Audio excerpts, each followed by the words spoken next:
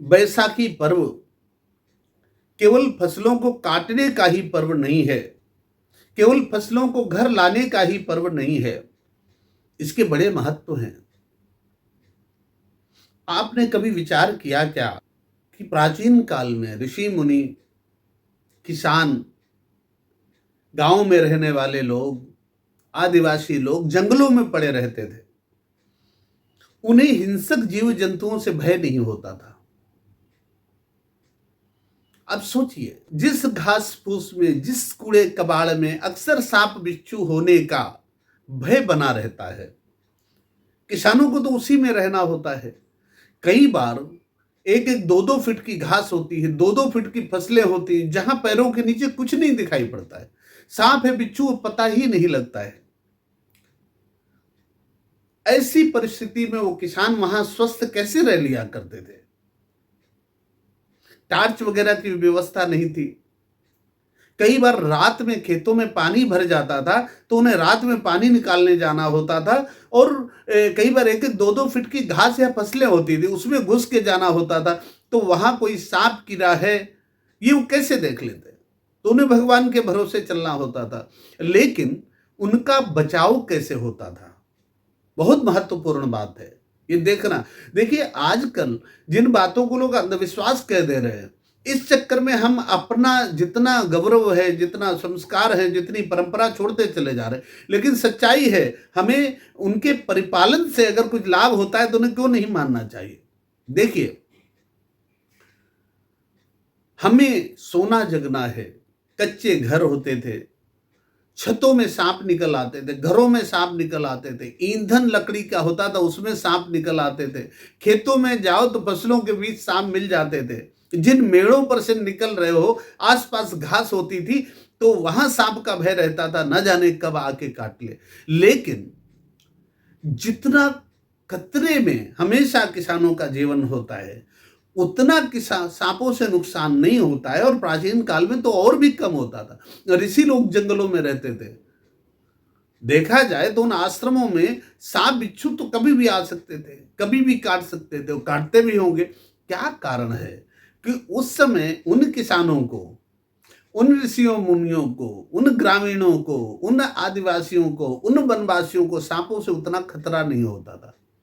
अपने यहाँ परंपरा में बहुत चीजें ऐसी दिखाई गई हैं जिन्हें अगर परिपालन कर लिया जाए तो हम उस जीवन में सुखी रह सकते हैं।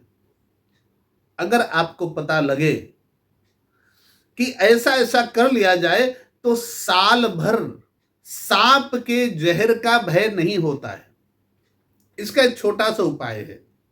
रहना तो पड़ेगा, खेतों में भी जाना पड़ेगा, घरों में भी रहना होगा, और रहना सारा उसी वातावरण में है।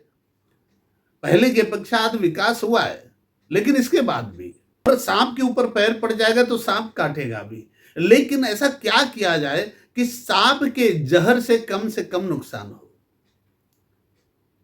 ऋषियों ने बताया कि मेष संक्रांति जिस दिन लगती है, अर्थात बैसाखी जिस दिन प्रारंभ होती है, उसके 30 दिन बाद तक इतना पवित्र मुहूर्त होता है। इन 30 दिनों में यदि कोई व्यक्ति मसूर की दाल और नीम की पत्ती मिलाकर किसी भी रूप में खा लेगा, उसकी पकौड़ी बनावे, मिलाकर कुछ खाए, या मसूर की दाल और नीम की पत्तियां उनको पीस करके और पी जाए, जिस किसी भी प्रकार से मसूर की दाल और नीम की पत्तियां इन 30 दिनों में खा लेता है कोई व्यक्ति, तो उसे सांप से भय नहीं रहता, अर्थात सर्प विष से भय नहीं रहता। सांप का विष उसके ऊपर उतना अधिक चढ़ता नहीं है, बचाव हो जाता है। शास्त्र कहते हैं कि मसूरम निम्ब पत्रम च यातिमेश गते रवौ अपिरोषान्वितस्तस्य तक्षकः किं करिष्यति। यदि मसूर की दाल और नीम की पत्ती मेष राशि में सूर्य के जाने पर कोई खा लेता है तो क्रोधी होकर भी, अपिरोषान्वितस्तस्य, क्रोधी होकर भी, तक्षकः किं करिष्यति, तक्षक सांप उसका क्या बिगाड़ लेगा? इतनी बड़ी बात है। अपने ऋषियों ने ये खोजें की है, ये उनके अनुसंधान थे।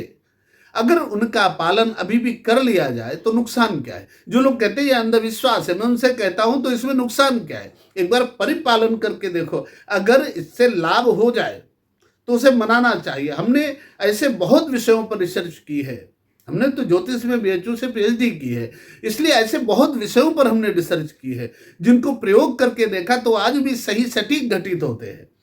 तो मैं चाहता हूं हमारा जो किसान वर्ग है, जो ग्रामीण वर्ग है, जो वनवासी वर्ग है, जो तपस्वी वर्ग है, जो महात्मा लोग हैं, जो जंगलों में जिनको रहना होता है, वो एक बार ऐसा करके देखें तो सही। कर लेने में क्या बुराई है?